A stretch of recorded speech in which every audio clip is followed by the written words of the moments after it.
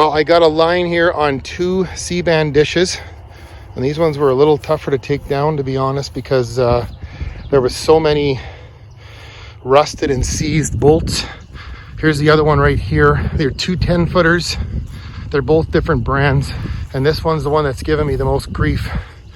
I got it split in the middle, but these plates in the center, the bolts are all seized and I can't get them out, so I'm gonna have to come back here with a grinder or a hacksaw to get those out of there.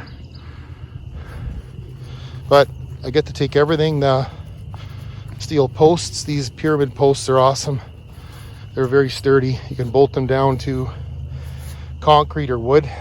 Polar mount ring here with the actuator there. So yeah, a couple more C-band dishes. This was kind of a quick and fast lucky find. And the other one's over here.